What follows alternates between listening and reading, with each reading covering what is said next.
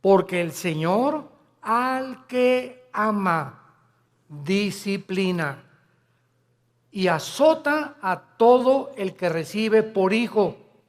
Si soportas la disciplina, Dios te trata como a hijos, porque ¿qué hijo es aquel a quien el Padre no disciplina? Pero si se os deja sin disciplina, de la cual todos han sido participantes, entonces sois bastardos y no hijos. Por otra parte, tuvimos a nuestros padres terrenales que nos disciplinaban y los venerábamos.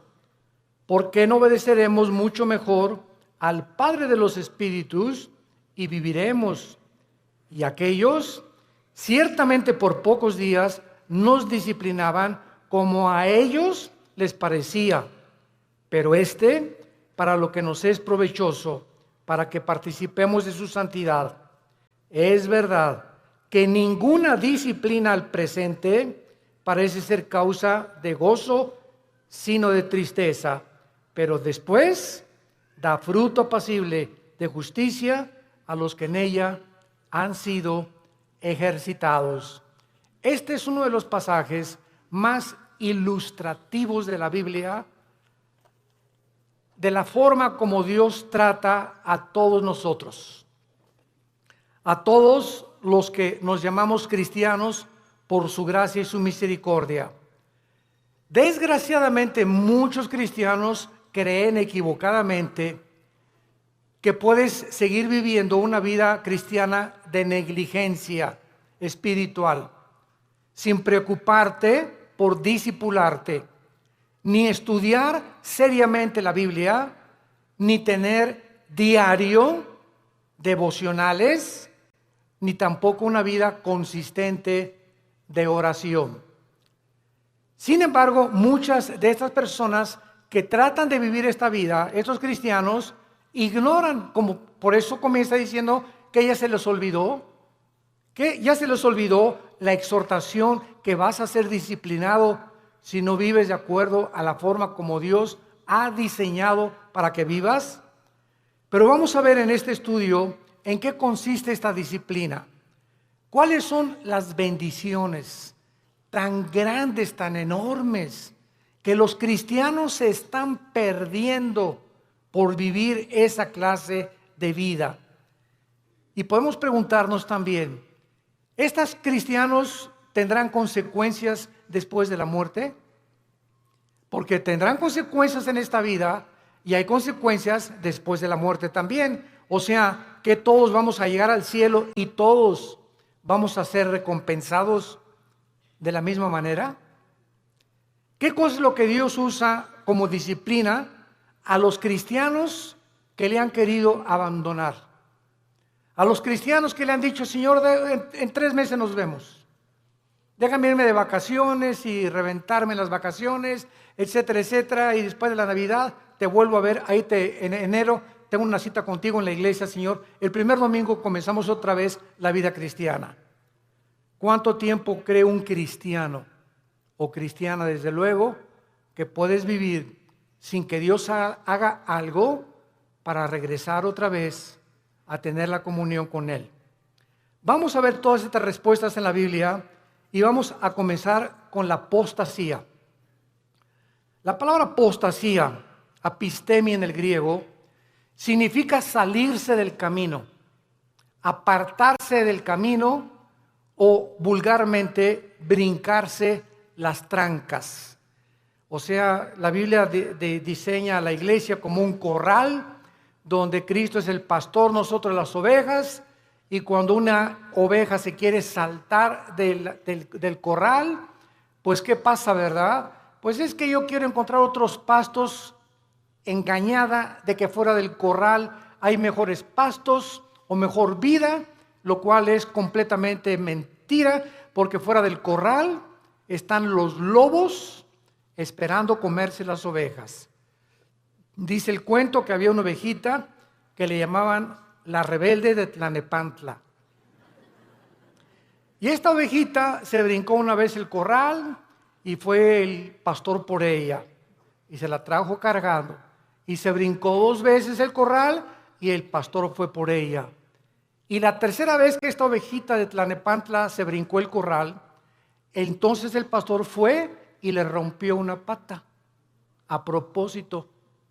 Y le dijo, prefiero que aquí dentro del corral estés cojita y manquita a que te salgas y te vuelva a comer el lobo.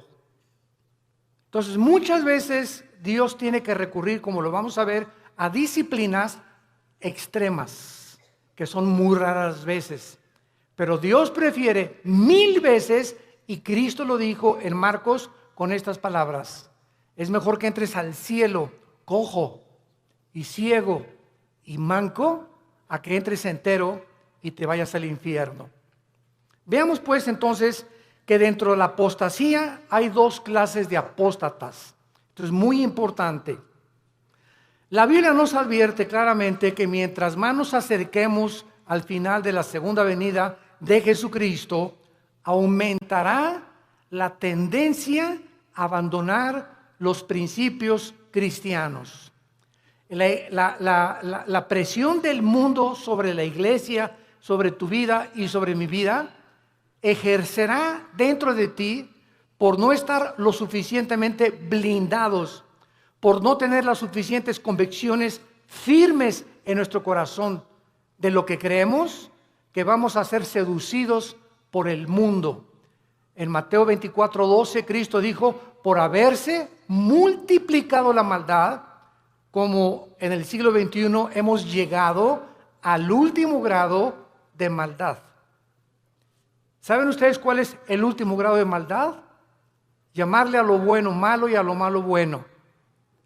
Y cuando llegamos al punto donde reconocemos y legislamos las naciones, o más bien legislan las naciones los matrimonios entre los hombres y entre las mujeres, es el síntoma más grande que existe de descomposición social.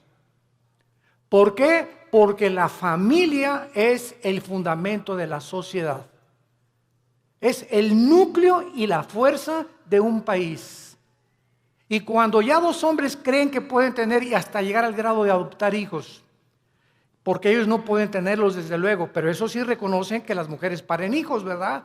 Y no podemos nosotros, pero vamos a buscar quien no lo tenga por nosotros y lo vamos a adoptar.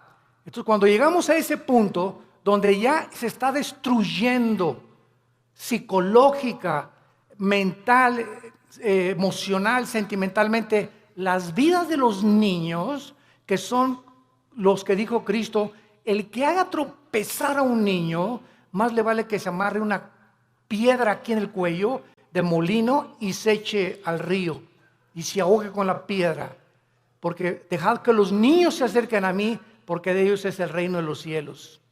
Y cuando comenzamos a tener a los niños y meterlos a nuestra mugre y a nuestra manera de maldad en la que vivimos, arrastrándolos a ellos a que tengan solamente 2 papás o 2 mamás, sin papá y sin mamá, es cuando nosotros nos damos cuenta que se está ya desarrollando una sociedad que ha llegado al punto de desatar y acarrear los juicios de Dios.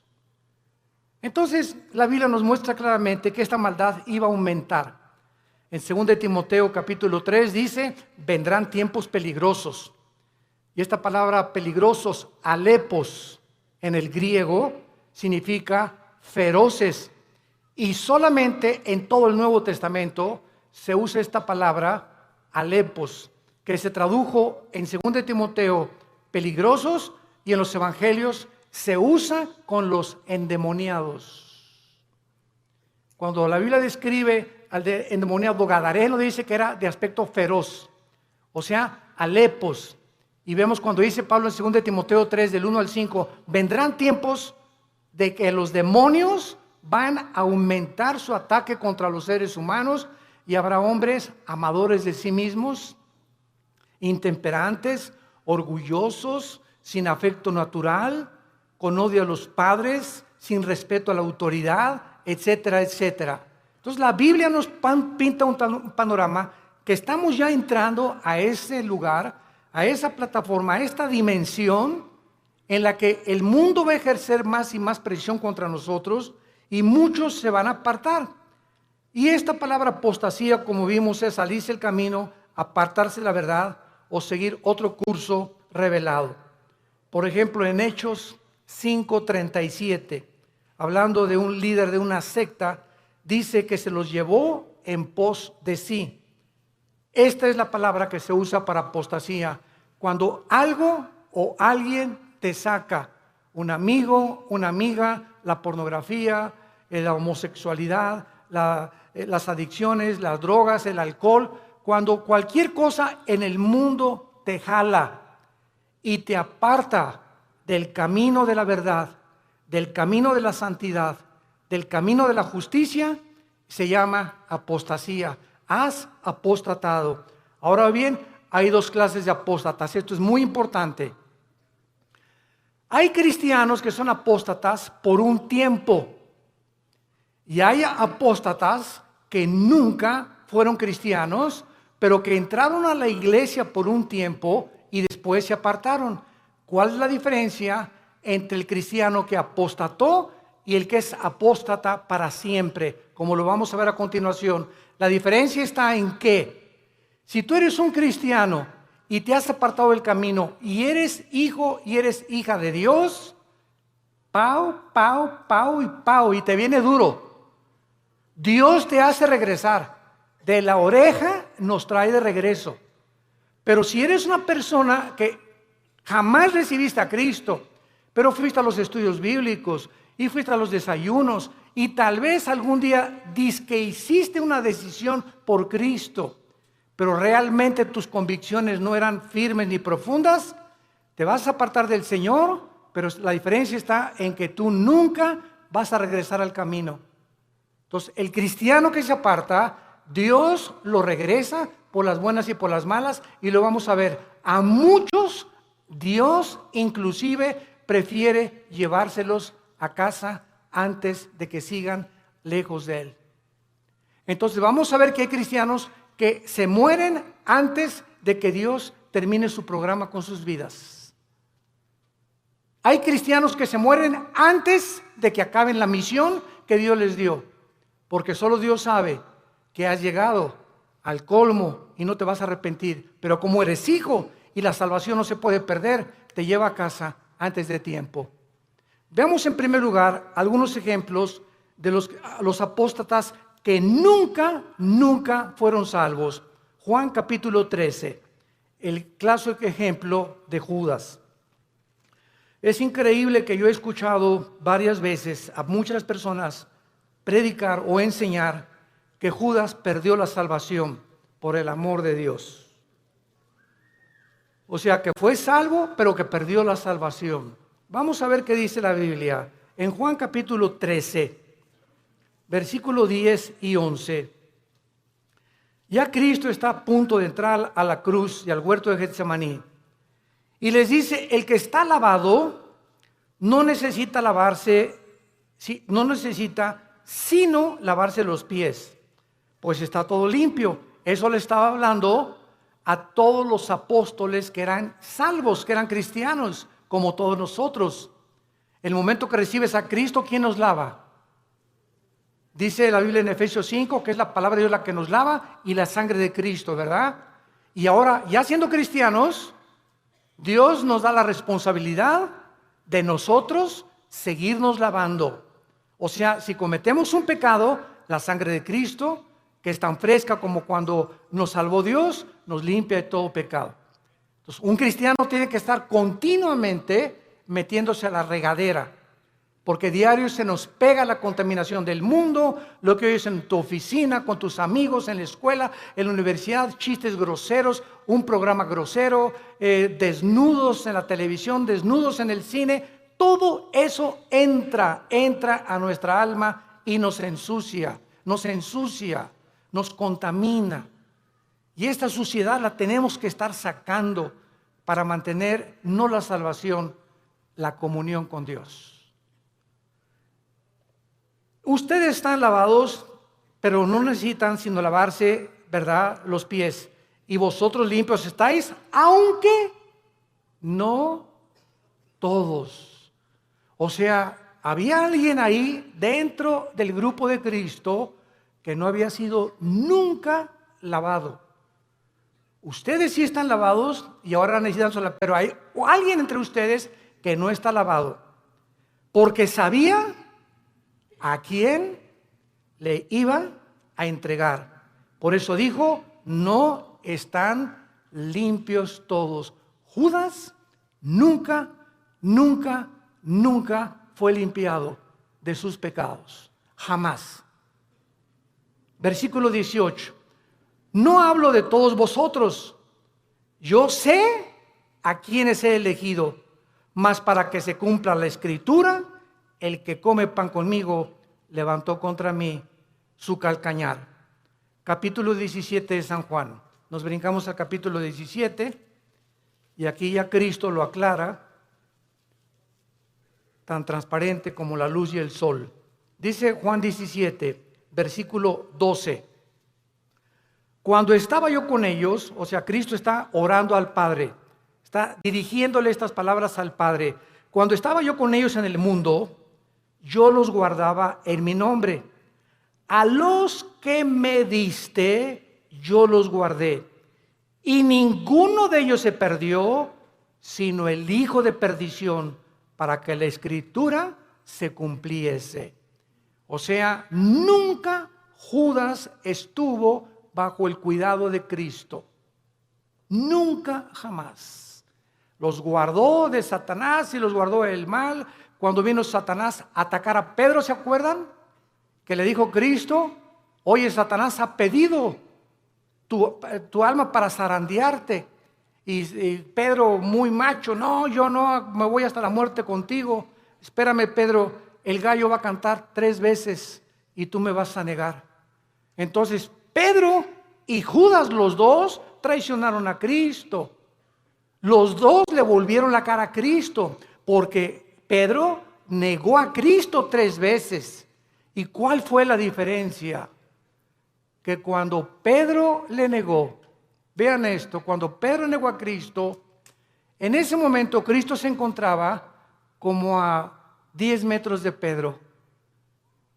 Y cuando Cristo volteó a ver a Pedro, Cristo lo volteó a ver con los ojos moros.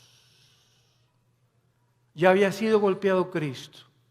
Imagínense ustedes a Pedro, en el momento que canta el gallo, volver a Cristo, y Cristo con sus ojos moros, adolorido por los golpes que los soldados ya le habían dado, lo ve a Pedro diciéndole, ya ves, pero sabes una cosa, te sigo amando. ¿Y cuál fue la diferencia con Judas? Judas entregó a Cristo por 30 monedas de plata y sin embargo, cuando tuvo las monedas de plata, nunca creyó que Jesús era el Mesías, porque si hubiera creído, se hubiera arrepentido y le hubiera pedido perdón. ¿Qué hizo Judas? Agarró las 30 monedas de plata y las tiró. Y fue y se quitó la vida. Se suicidó. Se colgó de un árbol. Dice en Hechos capítulo 1 que se rompió, ¿verdad?, la rama del árbol y cayó de las piedras y todas se estripó completamente. Murió ahorcado y con todo el vientre abierto, comido por los gusanos. Así acabó Judas. Judas nunca, jamás fue salvado. Y en el capítulo 18, dice en el versículo 8 de Juan también, respondió Jesús, os he dicho que yo soy, pues si me buscáis a mí, dejad a ir estos, para que se cumpliese aquello que había dicho, de los que me diste, no perdí ninguno, más que como dijo anteriormente, el hijo de perdición. Ahora, el apóstol Pedro, seguimos estudiando las personas que nunca fueran salvas. Segunda de Pedro, capítulo 2. Aquí el apóstol Pedro claramente habla en el capítulo 2 y describe las características de todos los falsos profetas. De todos esos que pueden predicar y pueden ser hasta pastores, pueden ser predicadores, ¿verdad? Inclusive que no tienen la salvación y que jamás fueron salvos. Y dice en Pedro, versículo 21 y 22, describiendo ya todas sus características de estos falsos maestros y profetas que menciona en el versículo 1 y versículo 2, dice el versículo 21, segunda de Pedro 2, 21 y 22, porque mejor les hubiera no haber conocido el camino de la justicia. O sea, hay personas que conocían que Jesús era el Cristo, que Jesús murió por sus pecados por ellos, y conocían que Cristo era la verdad y que la Biblia era la verdad. Mejor les hubiera sido no haberlo conocido, que después de haberlo conocido, volverse atrás del santo mandamiento que les fue dado. Escuchen, pero les ha acontecido lo del verdadero proverbio: el perro vuelve a su vómito y la puerca lavada a revolcarse en el lodo o en el cieno. Aquí Pedro, de una forma ya inequívoca, describe que todas estas personas nunca fueron salvas. ¿Cómo lo dice Pedro? ¿Qué hace un perro cuando vomita? Se vuelve a comer lo que salió, ¿verdad?, de su estómago. ¿Por qué lo hace? ¿Por qué lo hace? Pues porque es perro. Si no fuera gato, los gatos no lo hacen, los leones no lo hacen. Ahora, ¿por qué un puerco? Agarras al puerquito, oink, oink, oink, oink, y lo lavas y le pones Chanel y le pones un moño y todo, y lo sacas del lodo y lo envuelves y lo que tú quieras, y huele a Chanel número 5. Y a los 5 minutos el puerco oink, oink, oink, oink, oink, se revuelca en el lodo otra vez. ¿Por qué no duró nada bañado y champuceado y perfumado? Porque es puerco. Ahora, para que el perro ya no regrese a su vómito, ¿qué se necesita? Cambiar su naturaleza, dejar de ser perro. Para que el puerco no regrese al lodo, necesita ser otro tipo de naturaleza, tener la naturaleza de otro animal, porque los puercos, esa es su naturaleza, el lodo, y los perros el vómito. Aquí está hablando Pedro, que estas personas, su naturaleza nunca fue cambiada, porque si hubiera sido cambiada, no regresarían a hacer lo que hicieron antes de conocer a Cristo. ¿Me van siguiendo? Esta es la grande diferencia de las personas que nunca fueron salvas. En 1 Juan 2:19, el apóstol Juan dice, 1 Juan 2:19, salieron de nosotros. Oye, don Pancho, pero si tú ibas a la iglesia ahí en el Cine Apolo hace 15, 20 años, o te vimos aquí en la iglesia, fuiste a los estudios conmigo. Oye, tú estuviste en el LITI, tomaste todo el curso del LITI, compadre. Y ahora te estás divorciado, estás con otra señora, te has cometido adulterio, etcétera, etcétera. Y te contesta tu compadre, sí, ¿y qué? Chale. Ya en ese momento te das cuenta, ¿verdad?, que ya hay algo raro. A una persona que fue cristiana, pues sí, ¿verdad? Y me duele, ¿verdad? Y lo que tú quieras, pero estas personas salieron de nosotros, pero no eran de nosotros. Porque si hubieran sido de nosotros, dice 1 Juan 2:19, hubieran permanecido con nosotros. Salieron para que se manifestara que no todos los que vienen a la iglesia son y pertenecen al cuerpo de Cristo. Todas las iglesias, esta y todas las en el mundo cristianas, todas las iglesias, sin excepción, son una mezcla del trigo y la cizaña. Así que el que está a tu lado a la derecha, aunque tengas cara de Santa Rita de Casia, y el que está atrás de ti, que tiene cara en Clodomiro, no son todos lo que aparecen ser. Entonces no te decepciones y no te desilusiones. Ay, ¿qué es en esa iglesia? Nadie me amaba. ¿Y te acuerdas de esa persona? Y así son los cristianos. Espérame tantito, así no son todos los cristianos.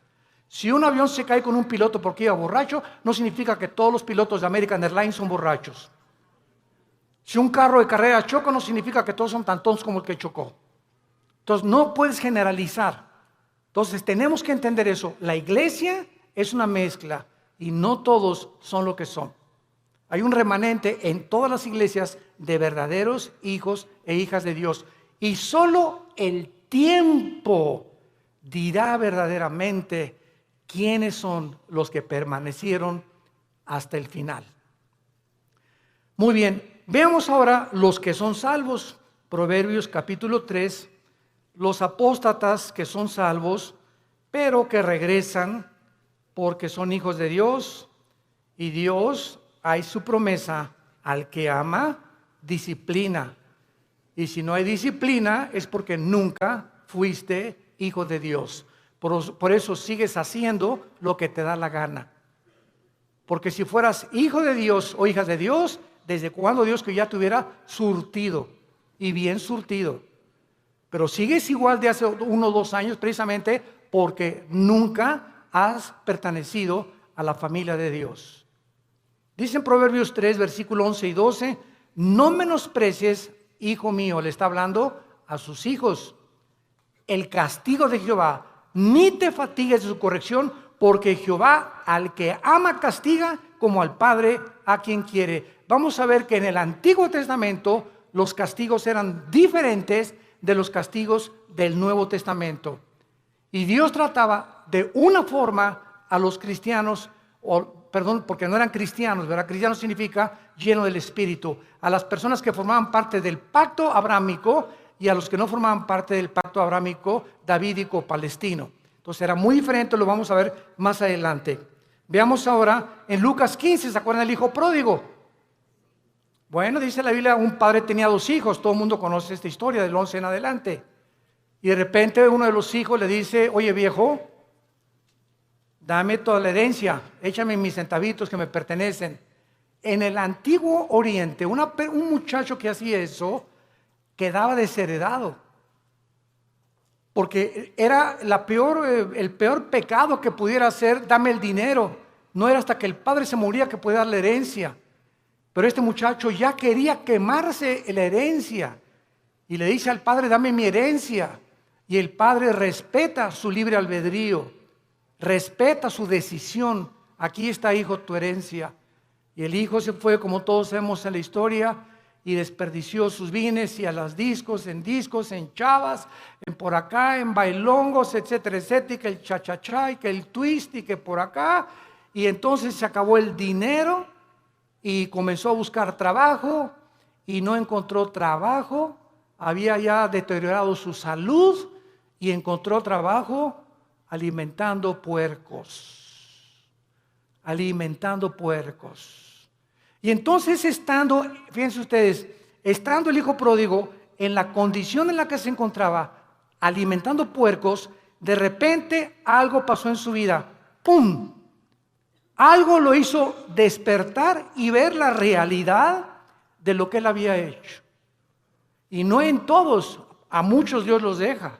Pero como era hijo, tuvo que despertar la realidad. Y entonces dijo, ¿cuántos hombres en la casa de mi padre que no son sus hijos? Yo era su hijo.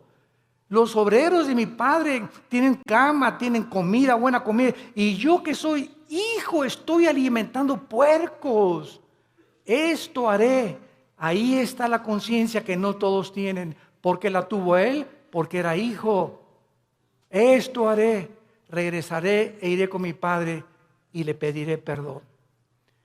Y le diré, Padre, no vengo a nada, vengo a que me hagas hasta atrás y no quiero ni siquiera que tener los privilegios que tienen tus hijos. Hazme como un obrero como todos los demás. Y el padre no estaba con un bate de béisbol esperándolo, ni con un garrote.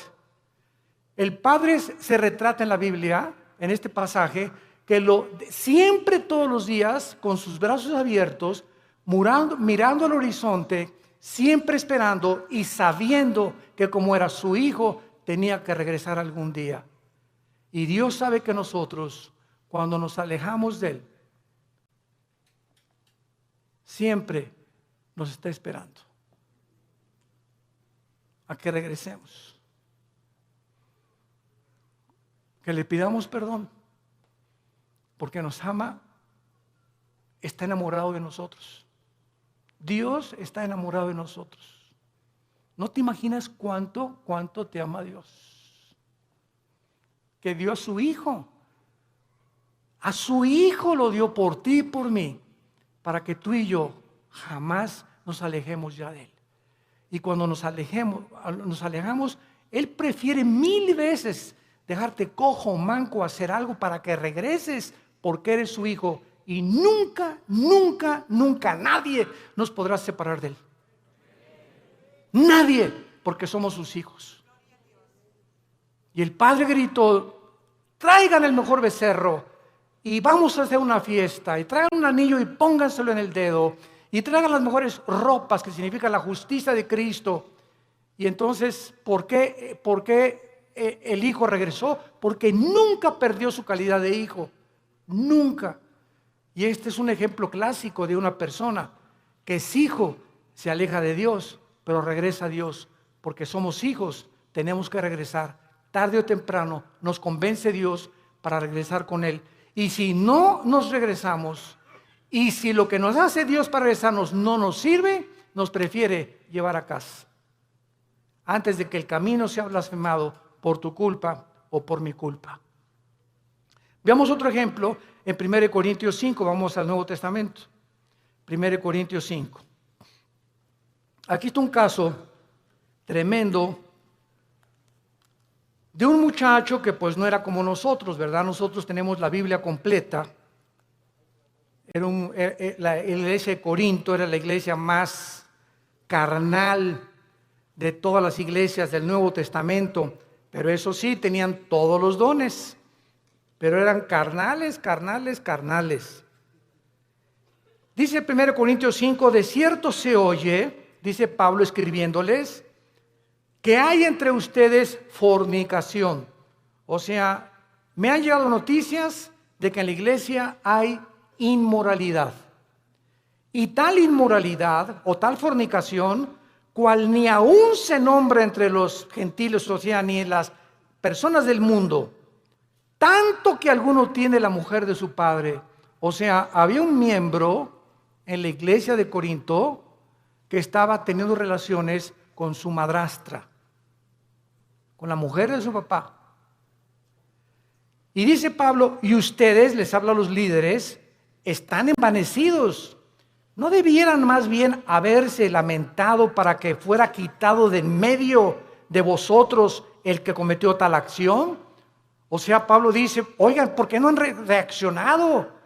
Ustedes están conscientes que este muchacho está teniendo relaciones con su madrastra y lo dejan seguir asistiendo a la iglesia. ¿Y qué lo debemos de correr? Pues traerlo para enfrente, ¿verdad? Y enfrentarlo con su situación. Ahora tenemos la Biblia y nos damos cuenta que los líderes, cuando sabemos que alguien viene pecado, la iglesia es un hospital y te vamos a ayudar. Pero cuando sabemos que alguien insiste y sabemos que alguien, por ejemplo, si una señora me dice, mi esposo tiene ya 6 meses que es adúltero, hermano, pastor, y ya hablamos nosotros con el esposo de los pastores, y ya le dijimos, mira, estás viviendo en pecado, y sabemos que sigue en adulterio, la disciplina de Dios es decirle a esa persona, tú no puedes entrar a la iglesia, porque puedes entrar porque es un hospital, si colaboras con el doctor para que te cure. Pero ¿de qué te sirve ir al hospital? A que te pongan benditas y que te pongan curitas, y saliendo del hospital te las arrancas y te las quitas.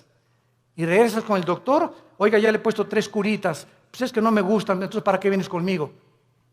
Si no quieres que te cure, ¿para qué vienes al hospital? Y así es la iglesia, un hospital de almas enfermas que necesitan sanidad de Dios. Y dice más adelante el versículo 3, ciertamente dice Pablo, yo, como ausente en cuerpo, pero presente en espíritu, ya como presente he juzgado al que tal cosa ha hecho, en el nombre de nuestro Señor Jesucristo, reunidos vosotros y mi espíritu con el poder de nuestro Señor Jesucristo, el tal sea entregado a Satanás para destrucción de la carne. Vean ustedes con mucha atención lo que sigue, a fin de que el espíritu sea salvo en el día de Cristo o en el día del Señor. ¿Qué estaba diciendo Pablo? Que cuando una persona es disciplinada por los pastores en la iglesia y es sacada de la iglesia al mundo, lo sacas del corral. Afuera del corral están los lobos. Y Dios le da el permiso a Satanás de atacar a esa persona y quitarle la vida. Pero el espíritu es salvo porque era hijo de Dios. A fin de que el espíritu sea salvo. Aquí está un muchacho que iba a morir en pecado, pero como la salvación no se pierde, se va al cielo antes de tiempo. ¿Por qué? Porque la salvación que nos ha dado es por gracia.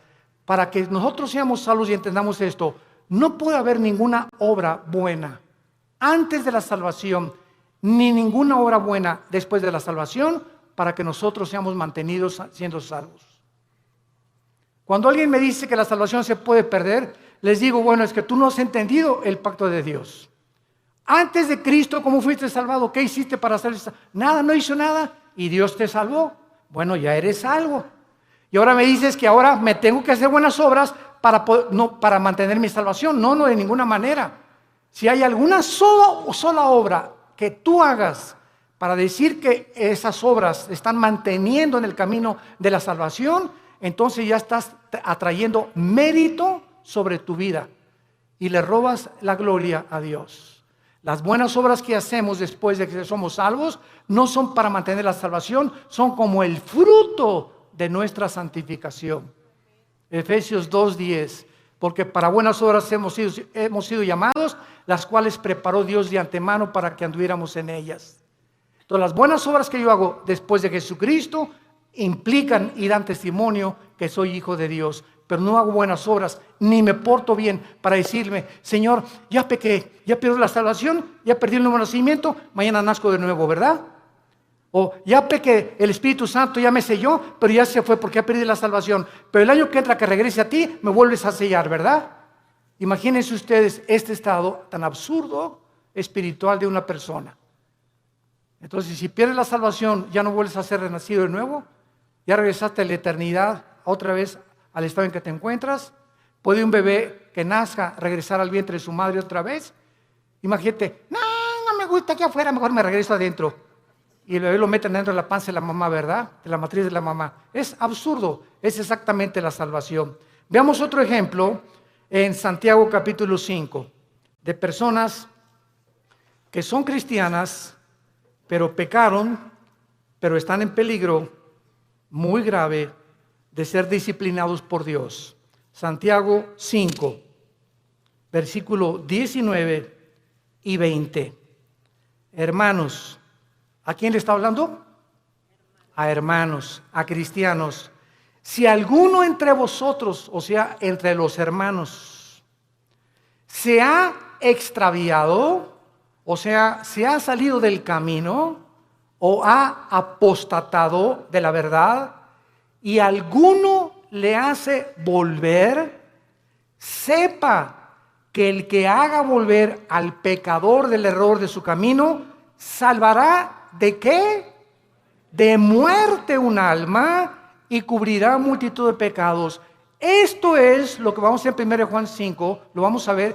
Esto es lo que se llama el pecado de muerte de un cristiano. Si tú ves que tu hermana o tu hermano anda por ahí afuera y nadie sabe más que es cristiano, pero tú vas, oye Jorge, ya no sigas así, hombre, ya no te la sigas tronando, ya no sigas acostándote con tu novia, Dios te va a disciplinar. Y si tú convences a esa persona de que regrese al pecado, lo estás salvando, porque si ese que tú vas a exhortar sigue ese camino, Dios no tarda en llevárselo a casa antes de tiempo, o que le venga algo serio en su vida para que lo haga recapacitar y regresar a Dios, o llevárselo a casa antes de tiempo. Si tú ves a alguno entre los hermanos que tiene una vida licenciosa y que se dice cristiano, y tú logras convencerlo y orar con él, o comenzar a orar por él y traerlo al camino otra vez, lo estás salvando de que Dios se lo lleve antes de tiempo a su casa. Ahora veamos otro ejemplo también de estas personas en 1 Juan capítulo 5. Antes del Apocalipsis está 1 Juan y dice así.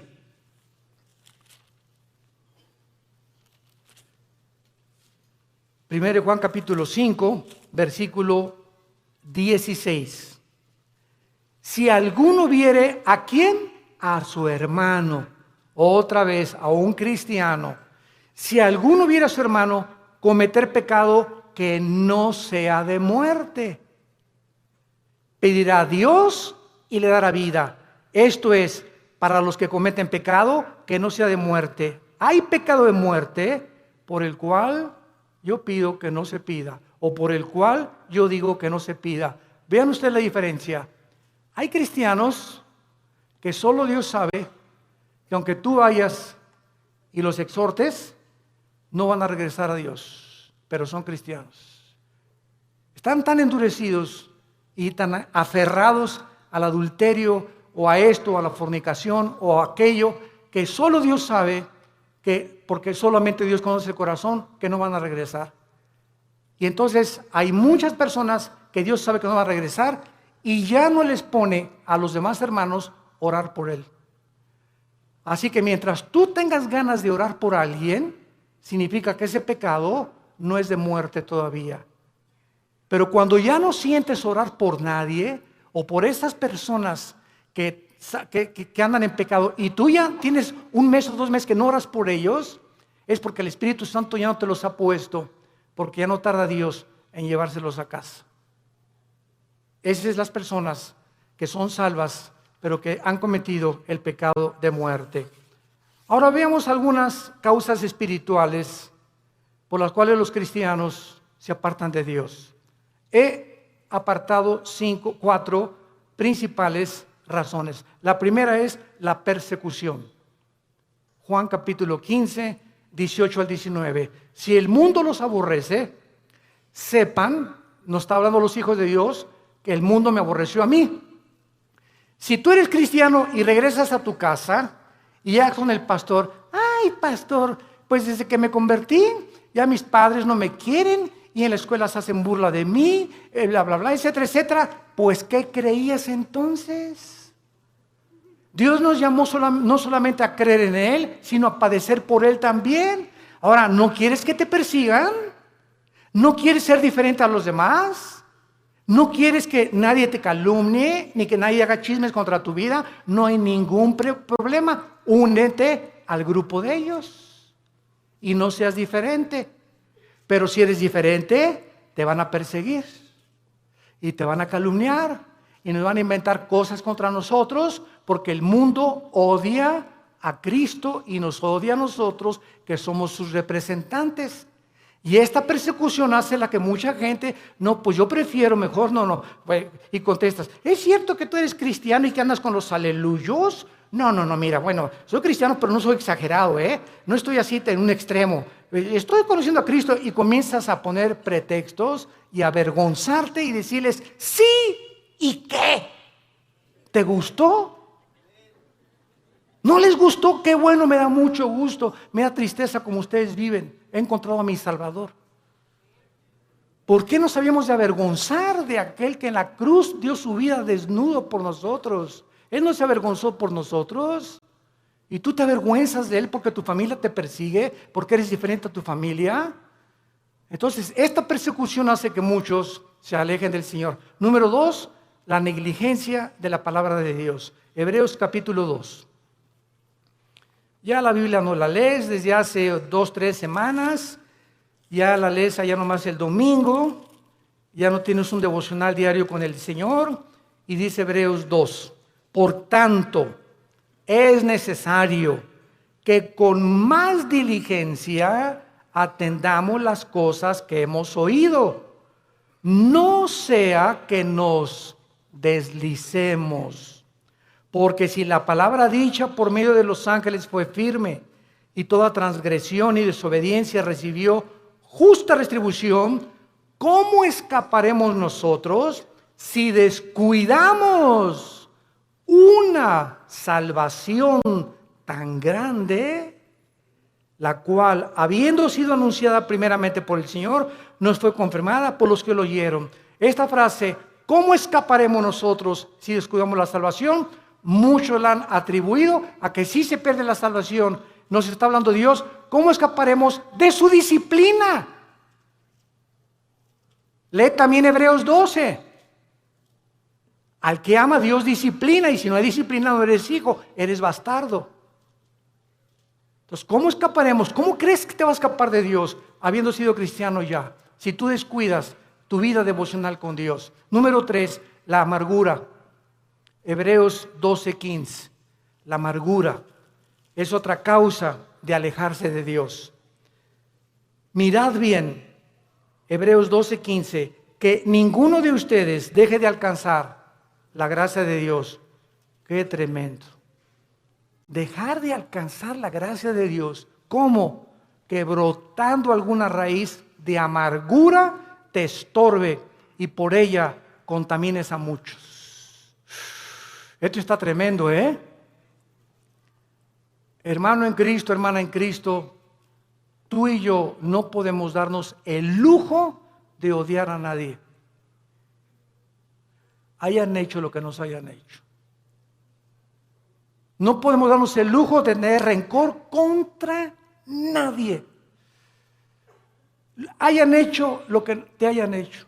Que te violaron, que te robaron, que te golpearon, que tus papás, lo que hayas atravesado en la vida, perdónalo. Perdónalo.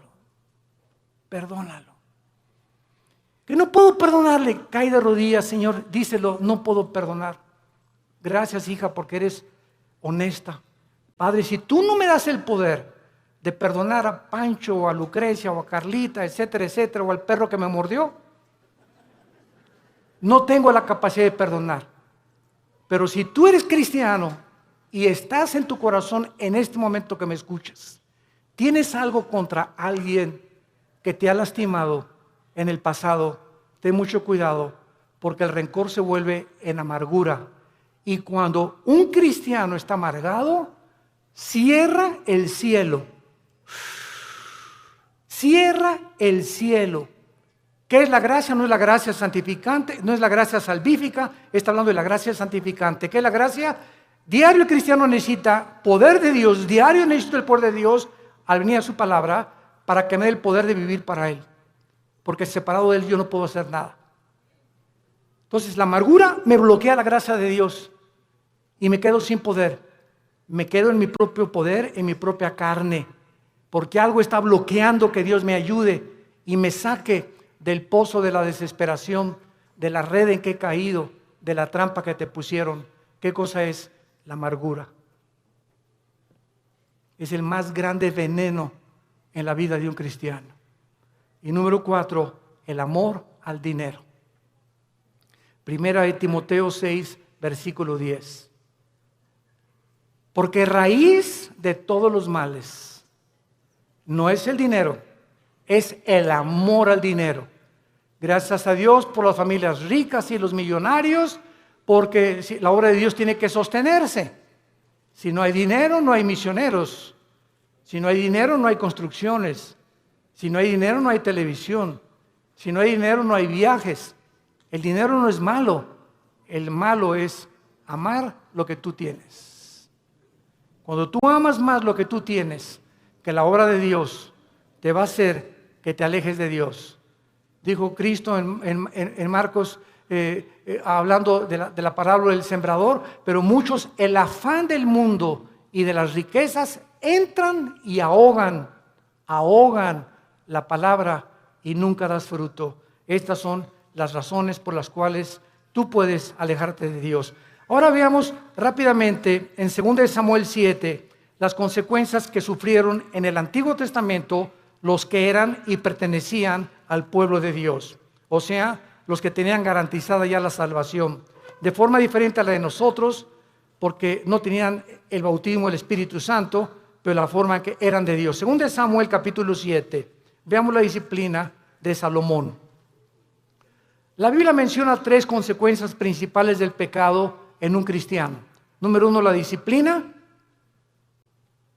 2, la muerte, que ya lo vimos. Y 3, la pérdida de recompensas en la otra vida. En otras palabras, si tú te mueres siendo cristiano en pecado, o en un pecado, porque pues quién se va a morir sin pecado, ¿verdad? El único sin pecado ha sido Jesucristo. Si yo me muero, estás ahí en el hospital y ya te da el síntoma, y una enfermera guapa y le haces, ¿qué tal, enfermerita? Ya le echaste ojitos, ¿verdad? Y ¡pum! Te mueres. Te llevaste ese pensamiento al otro laredo, ¿verdad? O sea, no moriste santito, sin haber roto un plato. O haz de cuenta que también estás en el hospital ahorita, o sales a la carretera y chocas ahí en la carretera, y la mañana te peleaste con tu esposa, te moriste en pecado. ¿No es cierto? ¿Y vas a perder la salvación? No, no lo vamos a perder. Pero en la otra vida perdemos las recompensas. Que no se imaginan qué grandes recompensas hay, porque no todos los cristianos en la otra vida vamos a gobernar con Cristo. Solo los vencedores. Y lo vamos a ver más adelante para terminar. En 2 Samuel 7, 14 y 15, se le está dando las instrucciones a David y le dice: yo le seré el padre y él me será mi hijo. Si hiciere mal, o sea, si se aparta de mí, le castigaré con vara de hombres y con azotes de hijos de hombres, pero mi misericordia no se apartará de él, como la aparté de Saúl, al cual quité delante de ti. ¿Cuál fue la diferencia entre la descendencia de David y el rey Saúl? ¿Cuál fue la diferencia entre Pedro y entre Judas? En que aunque nosotros nos portemos mal y aunque nosotros intentemos alejarnos de Dios, si somos hijos e hijas de Dios, su misericordia es más alta que los cielos. Y Dios va a hacer algo para que regreses y para que yo regrese a la comunión con Él. Y va a ser disciplina. La palabra disciplina es interesante porque viene de la palabra paideo, viene de la palabra pedagogo, que significa el que forma el carácter o el maestro. Entonces, ¿se acuerdan de nuestro pasaje en Hebreos 12? Dios al que ama disciplina, al que ama le forma el carácter a través de pao. Y castiga también con azotes. O sea, Dios usa en la Biblia para formar nuestro carácter, y si somos tercos, pao. Azota al que recibe por hijo. Y la palabra azotar en el griego es castigo físico. Algo va a tener que usar Dios, como lo que dice en uno de los salmos: no sean como los caballos, como los mulos, que el caballo tiene que meterle aquí un freno. El freno es un fierro con un puente, y cuando se le mete al caballo el freno y le jalan las riendas, el puente se le encaja en el paladar al caballo, y el caballo, cuando asocia el dolor, se para y le obedece al jinete. Si no se le aplica dolor al caballo, el caballo se desboca y sigue corriendo. ¿Y qué nos dice Dios? Necesito aplicarte dolor para que regreses a mí. ¿Quieres que te trate como a los caballos? ¿Como a los animales? Tú dime. Pero ¿sabes una cosa? Nunca quitaré mis ojos de ti. Te haré entender, por las buenas o por las malas, el camino en que debes andar. Sobre ti pondré mis ojos. Salmo 32. Y vemos finalmente en la vida de David, en 2 de Samuel, capítulo 12. ¿Qué fue lo que pasó con Samuel? Cuando Samuel, ¿se acuerdan ustedes lo que hizo David? ¿Qué hizo David? ¿Perdón? Pecó, mató a un soldado para quedarse con su esposa, el angelito. O sea, David era culpable de crimen y David era culpable de adulterio. Y se le llama, Dios mío santo, Jesús, María y José, el burrito que los acompaña. Se le llama el varón conforme al corazón de Dios. ¿Cuántas veces en mi mente dieron tantas vueltas? El varón conforme a tu corazón, pa' su mecha, dije yo. Dios mío santo, pues entonces yo soy el santo de los santos. Y entonces, cuando creces en Cristo, comienzas a entender lo siguiente, ¿verdad? Él fue culpable de crimen y de adulterio. Pero viene Cristo en Mateo 5 y dice lo siguiente: cualquiera de ustedes que ve a una mujer, no necesitas acostarte con ella. Si tú deseas en tus ojos y en tu corazón a una mujer acostarte con ella, aunque no lo hagas físicamente, tú eres ante los ojos de Dios adúltero. Ahora, nadie aquí puede decir que nunca ha visto a una mujer para desear estar con ella. No me digas porque ni San Jacobo lo pudo hacer. No seas mustio. Todos en alguna época de nuestra vida le hemos fallado a Dios. Y el que no le ha fallado a Dios, que levante la mano. Porque te llamaría el querubín de Tlalnepantla. Entonces, no juzgues a David. Porque si nosotros hemos sido adúlteros alguna vez en nuestra vida y Dios nos perdonó, no creas que por no acostarte con ella eres exento del adulterio. ¿Y cuántos de nosotros Él lo acusó por un crimen? Dijo Cristo, cualquiera que odie a alguien es culpable de crimen. Porque no es el acto, sino el intento del corazón lo que Dios juzga. Entonces, cuando yo entendí eso, me di cuenta, pues yo soy más pecador que David. Porque muchas veces odié a tantas personas y cuántas veces decía a tantas mujeres y tú me has perdonado, Señor. ¿Qué diferencia hay entre mí y David? No hay ninguna diferencia. Has tenido misericordia con todos. Y ahora todos nosotros somos varones y mujeres conforme al corazón de Dios, porque somos sus hijos. Y nos amó hasta la muerte en una cruz. Y dice en 2 Samuel capítulo 13, versículos 13 y 14. Para terminar, dice la Biblia, porque ¿a dónde iría yo con mi deshonra? Y aún tú serías estimado como uno de los perversos en Israel. Te ruego que hables al rey, que él me lo negará. Mas él no quiso ir, sino que pidiendo más que ella, lo forzó y se acostó con ella. Luego la aborreció a Amón con un gran aborrecimiento. Vemos nosotros aquí, cuando dice remover la misericordia, se refiere al pasaje donde el rey Saúl fue advertido que si obedecía a Cristo, él permanecería firme en su reino. Pero en cuanto le desobedeciera, perdería la misericordia de Dios, porque nunca fue hijo e hijos de Dios. Santos de Dios, tenemos nosotros ahora delante de nuestras vidas un panorama tremendo. Vale la pena permanecer en Cristo. Vale la pena ya tomar en serio a Dios y decir, voy a tener devocionales con Él diario, porque separado de ti no la voy a hacer, Señor. Limpiar mi vida, amar a mi esposa, amar a mi esposo, darles un buen ejemplo a nuestros hijos, vivir una vida sexual, limpia, pura y santa delante de Dios, que tiene grandísimas recompensas para tu matrimonio futuro, para tus hijos y para la eternidad.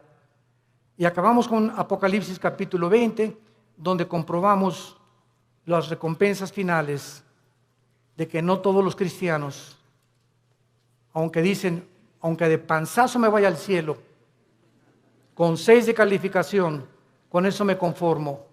No te conformes con el 6. Dice Apocalipsis 24, y vi tronos, y se sentaron los que recibieron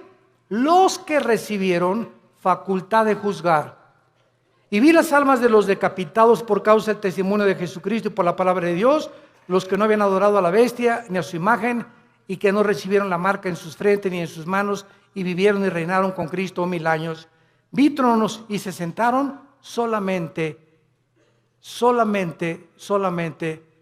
algunos, o sea, los que recibieron el derecho, la facultad, el honor de sentarse en un trono. Sentarte en un trono en la Biblia es gobernar. Y Cristo dijo en Apocalipsis 2, el que venciera al final se sentará como yo me senté con el Padre en el trono, tú te sentarás conmigo a gobernar también. O sea que en la otra vida va a haber reyes y príncipes y soldados rasos, cristianos que nunca quisieron pasar al siguiente nivel de santidad ni de crecimiento en la gracia de Dios. ¿Qué escoges tú en esta tarde para vivir en tu vida cristiana? Dios al que ama disciplina y azota al que recibe por hijo. No juegues con Dios. No juegues con Dios, porque Dios es un Dios santo, santo, santo. El mundo está pidiendo respuesta a los políticos, astrofísicos, ateos, agnósticos, escépticos, etcétera, etcétera. Las universidades en Latinoamérica están llenas de ateos, infectando las mentes de nuestros hijos, incitándolos a una revolución, incitándolos a la violencia, porque ellos creen que a través de esta violencia y de este idealismo pueden ellos hacer un cambio en México social, o en Veracruz, o en cualquier otra nación. ¿Por qué? Porque hay un idealismo en la juventud que no tiene respuestas, y nosotros somos la luz del mundo. Ya es hora que brillemos, ya es hora que levantemos la lámpara. Todos los 70s, 80s y 90s del siglo XX persiguieron a la Biblia, persiguieron al cristianismo, persiguieron a los pastores en Latinoamérica. Yo recuerdo cuando fui a la universidad a la conferencia en la Facultad de Filosofía y Letras, cómo querían burlarse todos. Ay, ya llegó el padrecito, así me decían, ya llegó el padrecito. A ver de qué nos va a hablar el padrecito, porque como ellos no tienen respuestas, creen que nosotros tampoco las tenemos. Y cuando nos enfrentamos a auditorios y les demostramos que hay más evidencias científicas en la creación bíblica que en la famosa teoría de la evolución. Cuando alguien te diga y tú le preguntes, bueno, ¿cuál es tu punto de vista o tu perspectiva de cómo te imaginas que creó el universo? ¿Qué te van a contestar? Pues por ahí anda una enseñanza, una ideología que se llama el Big Bang, o la grande explosión traducida. ¿Y qué significa esto? Que pues los físicos y se imaginan, porque no se puede probar científicamente, que pues comenzó con una explosión en el universo. Y entonces de esa explosión se formó todo lo que nosotros vemos. Cuando las propias leyes de la física, la primera y la segunda ley de la termodinámica, contradicen el Big Bang. Virgen del Socorro. Me atrevo a decir esto. La misma física que dice la primera ley de la termodinámica, nada se crea ni se destruye, la segunda ley, todo tiende al desorden, a la oxidación, a la destrucción, a la corrupción. Nunca del desorden se ha formado el orden, por el amor de Dios. Entonces, ¿cómo podemos estar defendiendo una teoría que la aceptamos ciegamente? Porque mi maestro me la enseñó. Porque tu maestro no tiene ninguna otra explicación. Y como dijo Don Teofilito, como decimos aquí en México, ni la tendrán si no vienen a la Biblia. Porque por medio de la ciencia y por medio de la intelectualidad, que es limitada, el ser humano no puede traspasar y trascender la dimensión espiritual, la dimensión del mundo invisible. Entonces el intelecto choca contra las cosas que no entiende, y al llegar ahí se vuelven locos. Entonces no puede el ser humano comprender la inmensidad del universo que nos rodea, ni los caminos ni los pensamientos de Dios, porque son más altos que los nuestros. Dios tuvo que bajar hace 2000 años en la persona de Jesús para Él comunicarnos y revelarnos los secretos que se encuentran detrás de su universo, de su soberanía, de la tierra, de dónde venimos, los animales, la genética y la ciencia, que continúan como demostrando y comprobando simplemente que la Biblia tenía la razón. Y es hora de hablar. Y es hora de tener una confrontación directa, porque el mundo se está hundiendo en la confusión teológica, en la confusión ideológica. Los gobiernos los invitamos al próximo desayuno en junio, ya les dieron su volante titulado El fracaso de los gobiernos humanos. Otra vez, ¿verdad? Vamos a examinar todos los gobiernos, nazismo, fascismo, monarquías, democracias, etcétera, etcétera. ¿Por qué ninguno ha funcionado? ¿Por qué siguen peleándose? ¿Por qué ahorita ya los partidos políticos en todas partes del mundo, ya sus convicciones, los estatutos en los que formaron sus partidos están deshaciéndose y contagiándose con el otro? Es como si nosotros dijéramos, soy cristiano, pero me voy a juntar con los mormones y con los musulmanes. Cuando los principios de los musulmanes, los principios de los mormones y el cristianismo se contradicen unos a otros. Entonces, ¿creo realmente que mis convicciones son reales y es la verdad? ¿O necesito otras ideologías porque no estoy seguro de lo que yo creo? Es una tristeza, se están derrumbando ante nuestros ojos todas las ideologías y todas las filosofías del mundo. Los sistemas de pensamiento están confundidísimos como jamás lo habían estado. Gubernamentalmente, teológicamente, filosóficamente, económicamente, es una confusión en el mundo tremenda. Es el estrés por el cual vive la gente. Es una incertidumbre de dónde está la verdad, dónde está la luz, quién tiene la verdad. Tú dices que en aquella religión, tú dices que en aquella religión. Discúlpame, en ninguna religión, en la persona de Jesucristo.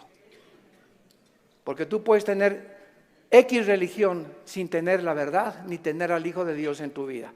Él fue el que vino y nos dijo: no los católicos, no los evangélicos, no los nazarenos, no los mormones. Jesús dijo: yo soy la verdad. Y cuando Él entra a tu vida, se te caen las vendas. Y de alguna forma el entendimiento se nos comienza a expandir. Y solo Dios, el Espíritu Santo, puede hacer que nuestra mente se abra para que cuando vengamos a la Biblia podamos entender, porque la Biblia, el autor es el Espíritu Santo. Necesito al Espíritu Santo morando en mí para comprender los pensamientos de Dios. Ven a la Biblia sin el Espíritu Santo y vas a chocar contra los pensamientos de Dios, porque el hombre natural no entiende las cosas del Espíritu, porque para él son locura, porque estas cosas no se intelectualizan, estas cosas se disciernen espiritualmente. Veamos estos pasajes a continuación que nos van a servir de base para poder dar una explicación y comenzar ya a levantar la bandera de la fe. Dice en Romanos 5, versículo 3: y no solo esto, sino que también nos gloriamos en las tribulaciones, sabiendo que la tribulación produce paciencia. Alguien viene sin el Espíritu Santo y lee este versículo, la conclusión a la que llega dice: esto lo escribió un loco. ¿Cómo puede alguien que está atravesando tribulaciones o problemas gloriarse? Inmediatamente se enfrenta esta persona con una pared. Pero es que esta persona no entiende que las próximas palabras es que estas tribulaciones y estos sufrimientos, Dios los está usando para formar nuestro carácter, que si no sufrieras, de otra manera no podrías aprender muchas cosas en la vida que solamente a través del sufrimiento se aprenden. Dice Salomón en Proverbios: el sufrimiento purifica el corazón. Esta es la razón por la cual comenzamos ya a entender. Y cuando comenzamos a entender los pensamientos de Dios, y aunque no vamos a ser libres del sufrimiento, por lo menos Dios va a entrar a nuestra vida y nos va a dar una esperanza para que en ese valle de sombra y de muerte tengamos paz. Para que en medio de las tribulaciones que tú estás atravesando, y en medio del divorcio que estás ahorita enfrentando, y el abandono de tu esposo, y el abandono de tu esposa, y el abandono de tus padres, por lo menos en medio de ese horno de fuego que tú estás atravesando, Jesús está contigo. Y aunque no se va a acabar hasta que Él venga a todas estas cosas, Él nos da la fuerza para resistir hasta el final con gozo. Y la paciencia solamente es el fruto de las pruebas y las tribulaciones. ¿Se imagina lo que la Biblia dice? ¿Y para qué quiere la paciencia, Señor? Si no tienes paciencia, te vas a casar con el chavo equivocado. Si no tienes paciencia, te vas a casar con la muchacha equivocada. Si no tienes paciencia y eres una persona impulsiva que compras y vendes, etcétera, etcétera, sin meditar ni reflexionar nada, vas a comprar la casa equivocada, el carro equivocado, el viaje que Dios no quería que hicieras lo vas a hacer por tu impaciencia, porque por naturaleza somos impacientes. Entonces la Biblia nos comienza a abrir los ojos y nos dice: espérame tantito, la paciencia es una virtud elemental para que puedas tomar decisiones y no te arrepientas el día de mañana. Pues yo quiero la paciencia, Señor. Viene entonces el fuego de la prueba. No tengas miedo de las tribulaciones. Mi esposo, hermano, parece un martillo conmigo, y duro, y duro, y duro, y duro. Hermana, pues mientras más, te está haciendo tu esposito, sin que te des cuenta, estás desarrollando una capacidad para aguantar. que si no quieres hacer eso, pues sácate un cuchillo y vete sobre él entonces. Y acaba con tus problemas. Hace muchos años, quiero irme con mucha calma con estas conferencias porque son muy importantes y tratar no se imaginan, oren por nosotros, por mi esposa y por nosotros, nuestros hijos. Necesitamos mucho de las oraciones de todos ustedes. Y le pido a Dios mucha oración, que siempre que yo estoy enfrente de un público pueda yo tener la capacidad de explicar su bendita y profunda palabra. Hace muchos años había un dramaturgo inglés llamado Oscar Wilde. Y él hizo muchísimas obras de teatro. Yo me acuerdo, tenía como 18, 19 años de edad. Formé parte de un elenco teatral llamado Hamlet. Y en una de las cosas que yo tenía que declarar durante el escenario, en el teatro, representando a Hamlet, ¿verdad? Dice así la obra de William Shakespeare: morir, dormir, no más. ¿Qué es más levantado para el espíritu? ¿Levantar las armas contra un piélago de calamidades y haciéndole frente a acabar con ellas? ¿O esperar el sufrimiento y dormir y morir no más?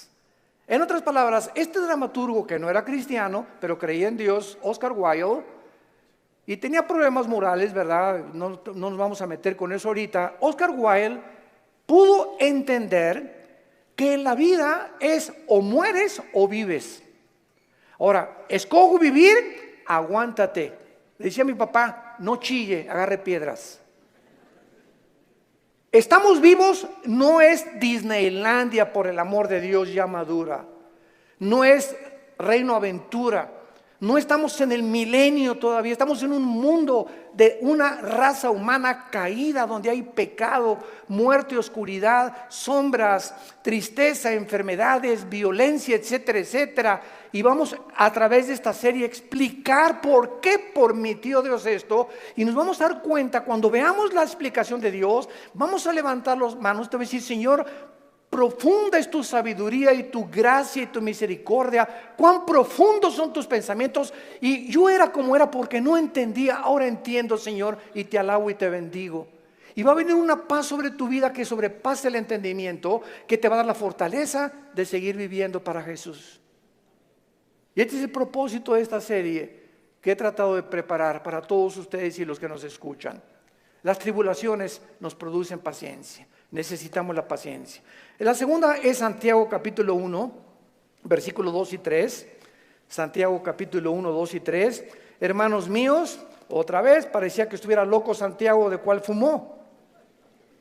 Tengan por sumo gozo cuando se hallen en diversas pruebas. ¿Quién puede llegar a esa conclusión, verdad? Gózate cuando te corran de tu trabajo. Gózate cuando pierdas tu casa. Gózate cuando tienes algún problema, ¿verdad? ¿Por qué me voy a gozar?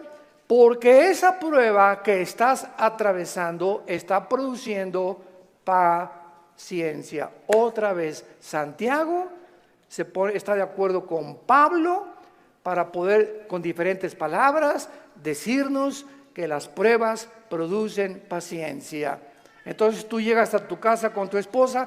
¿Qué crees, mi chenchita? ¿Qué, mi amor? Estás tan contento, te veo. Te ascendieron de puesto. No, mi amor, al contrario, me corrieron. ¿Quién podría reaccionar así? Nadie, ¿verdad? Ni marihuano. Nadie podría reaccionar de esa manera,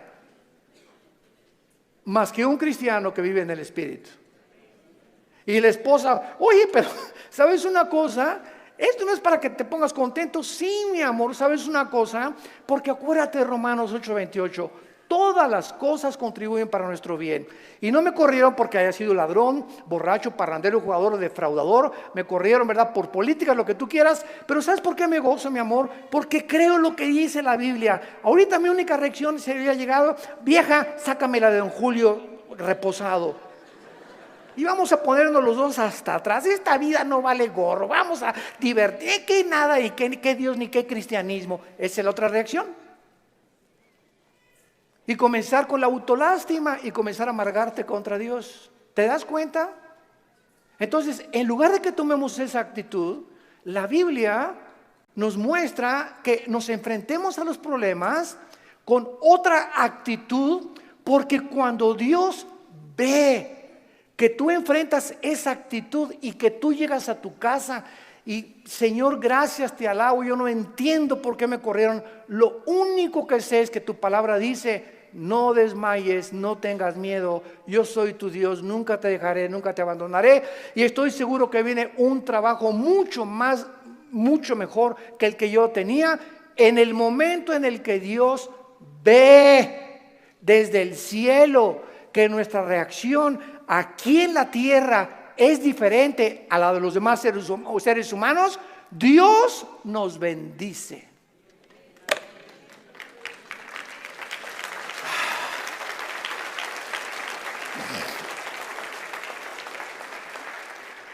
Porque sin fe, ¿y cómo se demuestra la fe? Actuando al contrario de nuestros sentimientos y emociones. Hebreos 11:6. Y el versículo 1 de Hebreos 11 dice, y la fe es la certeza de lo que se espera, la convicción de lo que no se ve. Veamos y metamos aquí un microscopio. La fe está relacionada con el futuro y con lo invisible. Es una certeza, es una seguridad de algo que está adelante de mí, que estoy esperando, y aunque yo no lo vea, estoy seguro que viene a mi vida, y además estoy tan convencido aunque no lo vea. La fe, si no es algo que tú estás esperando y no estás convencido, tu fe es la fe de los demonios. Dice Santiago capítulo 2 que los demonios también creen. No, yo creo en Dios. Pero sabes una cosa, tú dices que crees en Dios intelectualmente, pero no demuestras que tú crees en Dios por la forma como tratas a tu esposa, por la forma como tratas a tus padres, por la forma como ves a las mujeres. Este pueblo, Marcos 7, dijo Jesús, de labios me honra. ¿Cuánta gente hay por todos lados? Iban a desayunos y yo creo en Dios, pero sus acciones, su conducta contradice la piedad que ellos expresan o que creen tener en su corazón. Entonces te vuelves un hipócrita, te vuelves un falso cristiano, porque la fe tiene que, dice Santiago, sin obras no es fe. La salvación es por la fe, pero la forma de demostrar que esa fe es salvífica, que realmente nos ha transformado, es cuando vemos que ha transformado mi vida. Ya no soy el que yo era antes, antier, o hace un mes o hace 6 meses. Ahora cambió mi vida con mi esposa, la forma como veo a mis hijos, la forma como manejo mi negocio, la forma como yo me relaciono con la gente, la forma como veo a los gobiernos. Cambia completamente mi vida. Y si yo no manifiesto esta actitud o esta nueva conducta, no es cierto que soy cristiano. Y lo vamos a ver en el tercer pasaje, 1 de Pedro capítulo 1. Y ahí vamos a comenzar nuestra serie. Esta es la introducción. En 1 de Pedro capítulo 1, versículo del 6 al 9, escribe el apóstol Pedro, y los recipientes de esta carta eran judíos perseguidos por Roma. Esta carta fue dirigida a cristianos que están siendo perseguidos o sufriendo por su fe, en lo cual vosotros os alegráis, aunque ahora por un poco de tiempo, si es necesario, tengáis que ser afligidos en diversas pruebas, para que sometida a prueba vuestra fe, mucho más preciosa que el oro, el cual aunque perecedero se prueba, con fuego se añaden alabanza, gloria y honra cuando sea manifestado Jesucristo, a quien amáis sin haberle visto, en quien creyendo, aunque ahora no lo veáis, os alegráis con gozo inefable y glorioso, obteniendo el fin de vuestra fe, que es la salvación de vuestras almas. En otras palabras, y este es el tercer principio espiritual de nuestra serie, la fe de todos aquellos que han dicho: Jesús, entra a mi vida. Ayer en el desayuno tuvimos más de 35 decisiones, gracias a Dios, y la gente que hace una decisión por Jesucristo, quiero que lo sepas, tu fe va a ser probada. Tu fe va a ser probada. ¿Y saben ustedes dónde comienza a ser probada? En la familia, con tus hermanos y con tus papás o con tus primos. ¿Por qué? Porque la primera prueba de la fe es la persecución. Ayer nos contaba mi hermano Alejandro, él es el director del Instituto Teológico Internacional del ITI, y nos contó una anécdota mientras veníamos de Toluca al desayuno en el camino, que yo no la conocía de mi hermano. Y me dice: Armando, tú sabes que cuando yo me convertí, porque él fue el primero en la casa que se convirtió. Y yo los correteé como 2 o 3 años. Una vez quise incendiar una reunión de oración. El gadareno era Pinocho comparado con los demonios que yo traía. Y se los digo en serio. Y me dice mi hermano: tú sabes que cuando yo me convertí, llegué a la casa y mi mamá inmediatamente me quiso correr. Ya te metiste con una secta, quién sabe qué te metieron, etcétera, etcétera. Total, dice, me tuve que salir de la casa y a los 4 días regresé a la casa. ¿Y qué crees? Estaba un cuñado mío, nuestras hermanas, la abuela, los tíos, y me hicieron juicio. Todos alrededor de la mesa diciéndome: a ver, acércate por favor, estamos escuchando que ya te cambiaste de religión. Y que andas por ahí con unos aleluyas y quién sabe qué tantas cosas. Y en esta familia la única religión que tenemos es tal y tal y tal y tal cosa. Y dice mi hermano: yo lo único que hice es a todos ellos que me hicieron juicio por haber aceptado a Cristo, en lugar de que contentos de que dejé las drogas, porque era bien hipioso mi hermano antes, y le metía todo, ¿verdad? En lugar de que estuvieran contentos, estaban completamente enojados que yo había comenzado a leer la Biblia. Y lo único que les dije fue, puse la Biblia en medio de todos y les dije: ¿la han leído? Y comenzaron todos a voltearse unos con los otros. No, Chepo. Pues si no la han leído, ¿qué base tienen para juzgarme que yo estoy mal? Porque si no es la Biblia la base de nuestra fe, ¿qué es entonces? Yo no les dije que fui con los mormones ni que fui con soy un musulmán. Estoy en un grupo de cristianos que leemos la Biblia. Y si ustedes no leen la Biblia, no tienen ninguna base. Dice mi hermano: desde esa vez nunca se volvieron a meter conmigo. Pero vino la persecución inmediatamente, y vendrá contra ti también. Y comienza en la propia familia. ¿Por qué? Porque Dios nos sacó de las tinieblas de nuestra familia para regresar a nuestra familia e iluminarlos y sacarlos también al reino admirable de la vida de Jesucristo. Y si tú en tu familia no eres una luz, y en tu medio donde trabajas no eres una luz, y no estás dando testimonio de Jesucristo, tu cristianismo es religioso nada más. Y recibirán poder. ¿Para qué? Para poder enfrentar al mundo. Sin ese poder no se puede enfrentar al mundo. Hechos 1:8. Y recibirán al Espíritu Santo y me serán testigos. Entonces vemos nosotros que tiene un propósito todo esto. Muy bien, vamos pues a comenzar esta serie con las siguientes declaraciones y reflexiones. No cabe duda que vivimos en un mundo completamente disfuncional. No hay un solo matrimonio funcional. El matrimonio es la unión de 2 extraterrestres.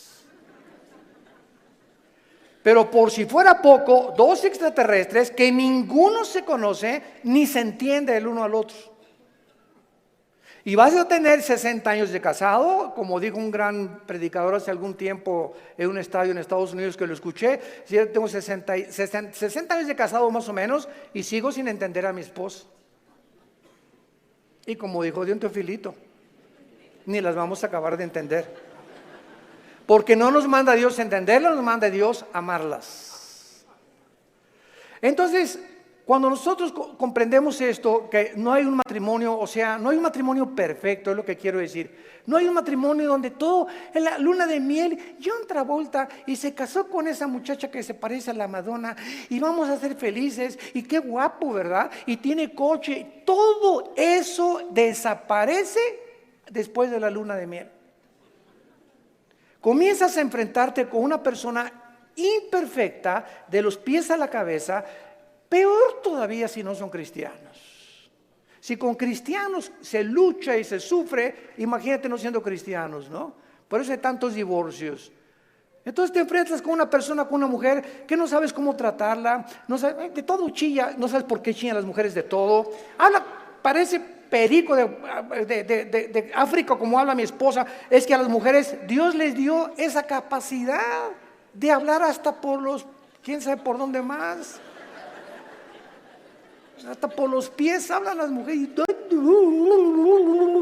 Y nosotros, ¿verdad? O sea, tú sabes una cosa, cuando tú hablas con una persona, en el momento en que te paras a escuchar a una persona, no sé si ustedes lo sepan, la Biblia nos los muestra, el hecho que te estés concentrando en escuchar lo que está diciendo, estás emanando energía, te estás desgastando. Cuando Jesús lo tocó a la mujer, ¿se acuerdan ustedes la mujer con el flujo? Alguien me tocó. ¿Por qué? Porque dice, energía salió de mí. Todo el sufrimiento que ella tenía se lo transmitió y Jesús en su hipersensibilidad sintió inmediatamente. Hoy eligieron los apóstoles, pero todo el mundo te toca. No, hay alguien que me tocó con el propósito de recibir algo de mí y lo sentí en mi espíritu. Es una hipersensibilidad espiritual tremenda.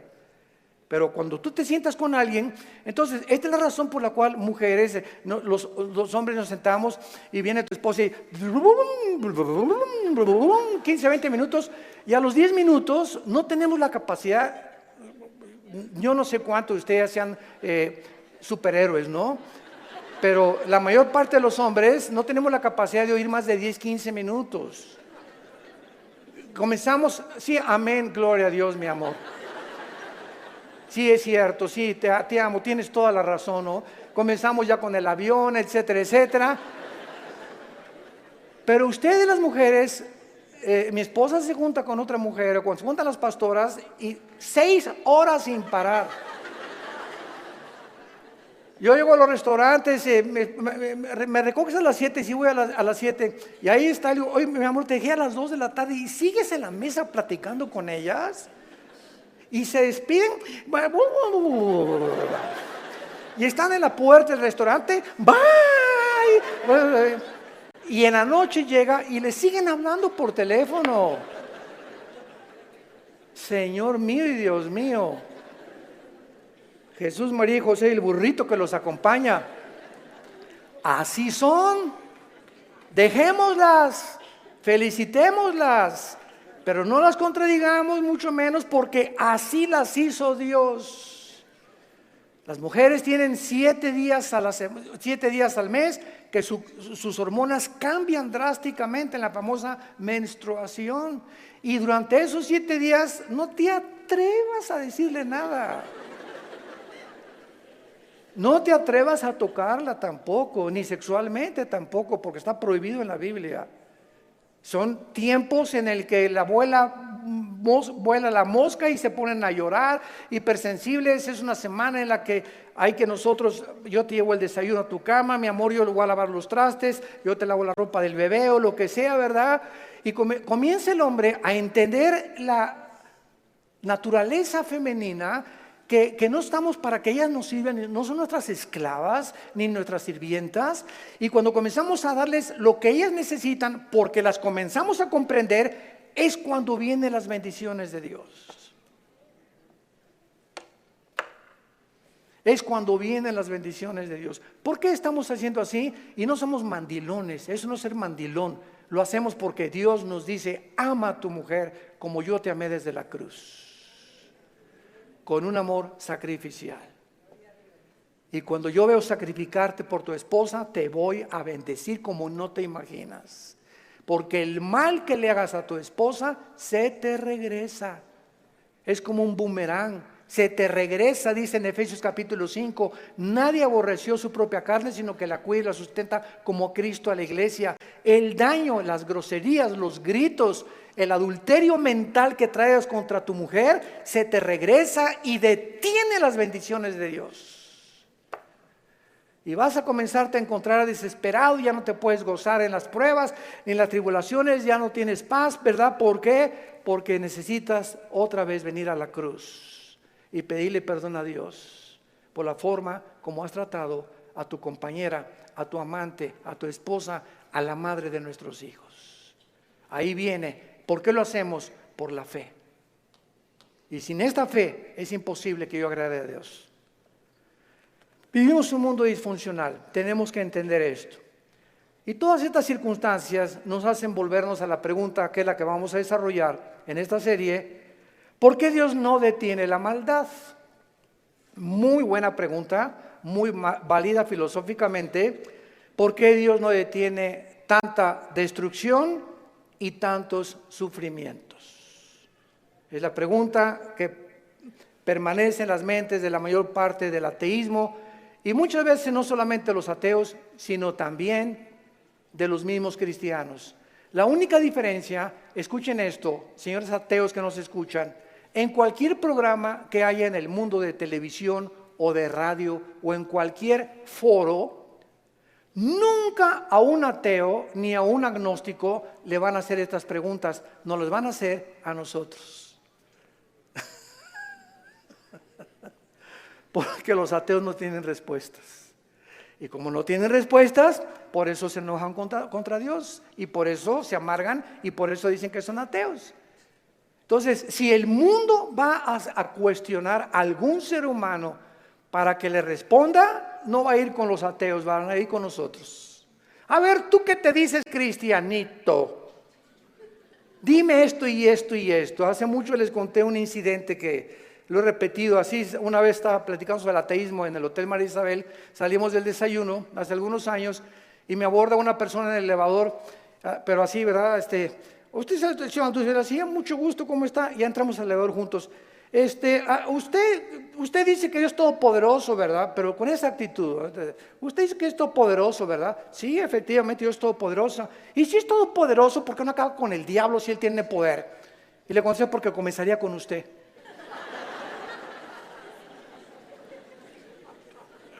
Dele gracias a Dios. Le cambió completamente su perspectiva, ¿no? O por lo menos ya le di tarea para ir reflexionando ahí a su casa, de que hay respuestas y que si realmente Jesús hubiera venido o ahorita acabara con la maldad, acabaría con todos, porque perverso y engañoso es el corazón de todos los seres humanos. Entonces démosle gracias a Dios que no lo ha hecho y que en su paciencia, dice en 2 de Pedro capítulo 3, está esperando para que todos o la mayor parte de los seres humanos se arrepientan antes de que juzgue severamente este mundo. Muy bien, entonces por causa de no tener estas respuestas que demandan sus mentes finitas, cuando una persona astrofísico o ateo demandan respuestas, no se ponen en la posición honesta de decir, bueno, ok, yo ando buscando por qué el sufrimiento y la maldad, pero me voy a poner en una posición honesta. Yo soy un ser humano, amén, lo soy. Si soy un ser humano y si existe Dios, es lógico, vamos a decir una línea lógica elemental, es lógico que sea un ser sobrenatural y sería imposible poder comprender los pensamientos, así como un niño no comprende los pensamientos de su padre, ni de un filósofo. Aunque es el mismo cerebro, no está desarrollado el niño de 6 años como el de uno de 25 años de edad. Entonces, siguiendo esta línea de lógica, si existe un Dios, tiene que ser mucho, mucho más grande. Entonces, yo estoy ante un universo lleno de misterios. Estamos llenos de misterios. Si hay extraterrestres, si no hay extraterrestres, si existen los hoyos negros, si no los hoyos negros, si es el otro, que cómo comenzó el universo, de dónde venimos, bla, bla, bla. Estamos llenos de misterios. Entonces, estos misterios no voy nunca a comprenderlos con la mente de caracol que tengo. Porque si existe Dios, es un ser hiperdimensional. ¿Qué necesito? Buscar dónde lo puedo encontrar. Si existe un Dios, ¿dónde lo puedo encontrar? Entonces hay mucha gente honesta intelectualmente que se envuelve en religiones. Entonces, por eso Sigmund Freud, el padre del psicoanálisis freudiano, dijo es que el ser humano busca a Dios porque tiene miedo a la oscuridad y a lo desconocido. Y entonces este temor inconsciente, escribió Freud, es lo que impulsa a muchos seres humanos a buscar a un Dios. Se equivocó completamente, porque aun cuando fuera así y me está guiando el temor a lo desconocido, dice la Biblia, me encontrarás porque me buscarás con todo tu corazón. Yo les confieso en mi caso particular, a los 25 años de edad me encontraba yo en un momento existencial en mi vida, que estaba yo en el lodo, así estaba yo en el suelo completamente. Estuve buscando en tantas religiones y por acá y por allá, también experimenté con algunas drogas, era borracho, parrandero, jugador, mujeriego, me decían el aventurero de Tlalnepantla, aunque no vivía en Tlalnepantla.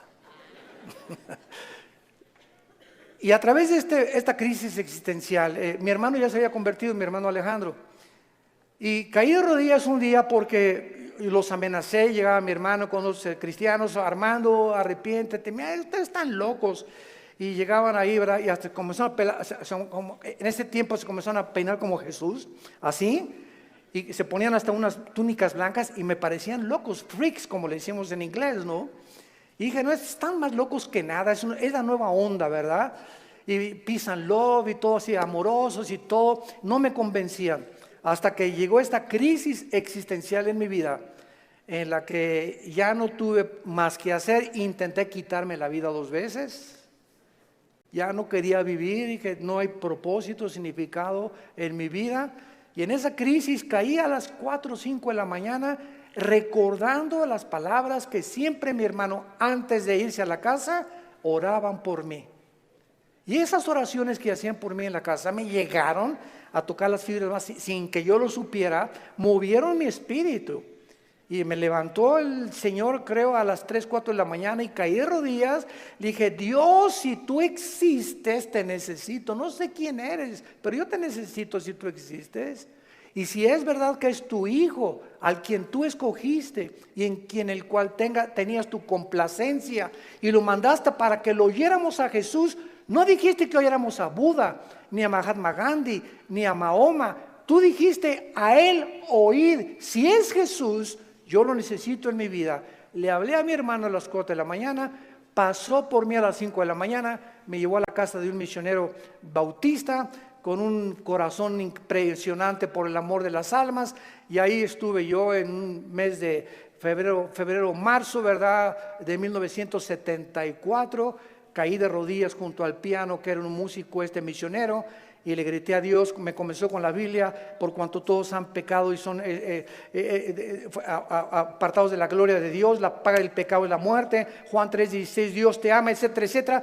Y comencé a llorar y a llorar y a llorar y a llorar durante 40 minutos llorando.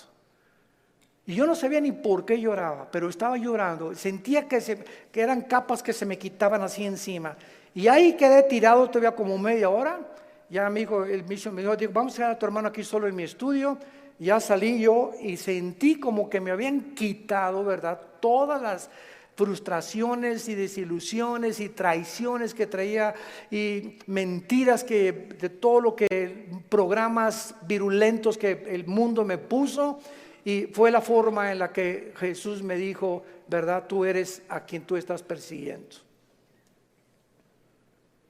Y de ahí en entonces, ¿verdad?, mi vida fue cambiada radicalmente. Yo supe que había llegado al final de mi vida y que si Él era Jesús, yo tenía que dedicar mi vida a Él. No había ninguna aventura más grande en la cual un hombre pueda aventurarse a vivir más que conocer a Dios. No hay una aventura más grande. Conocerle es el más grandioso afecto de nuestros sentidos y amarle el más grande de nuestros propósitos. A los 3 años de que comencé a trabajar yo en la hotelería, era gerente del hotel, el que acabamos de ir ahorita en la reunión de los pastores en Acapulco, enfrente de la Diana. Estuve de gerente como 1 año, gerente en el Hotel Camino Real de Polanco, etcétera, etcétera. Y le dije a Dios, me voy de misionero. Yo creí que Dios me había llamado para otra cosa, me fui de misionero y me fui a la sierra de Oaxaca, entre la costa chica y la costa grande, entre Oaxaca y Guerrero. 3 años durmiendo en pisos de adobe. Mi cojín era un ladrillo envuelto en periódicos y me tapaba en la noche con periódicos, con los indígenas. Yo creí que me había llamado Dios para ser misionero, porque los misioneros que conocí en Acapulco me mandaron para que yo fuera, y lo único que me daban era un cheque de $100 al mes. Comíamos lo que pescábamos, las almendras que arrancábamos y los mangos que quitábamos de los árboles durante 3 años de mi vida. Y ahí conocí la máxima de las pobrezas. Más pobre no puede ser. Yo dormí en camas de piedra, hermano, te gané. En covachas, estas eran chozas de adobe. Y además había un pueblo ahí que se llamaba El Ciruelo, cerca de Tejucunicuilapa, en la Costa Chica, que era de leprosos. Y me acuerdo que un día me dijeron, ¿por qué están atrapados así? Es que son leprosos. Y yo creí a las 2 de la mañana que Dios me había llamado a morir con lepra. Y le dije a las 2 de la mañana, Dios, si ese es mi destino, Señor, aquí estoy. Yo no sabía ni qué contagios era la lepra, ni conocía mucho de la lepra, pero yo creí que Dios me había llamado para morir como un leproso. Y ya, ¿verdad? Pasaron los 3 años, regresé a Acapulco, comencé a predicar, a fundar movimientos de estudios bíblicos en las casas. En 1979 la organización del famoso evangelista, que vamos a orar por él, Luis Palau, se está muriendo de cáncer, por cierto.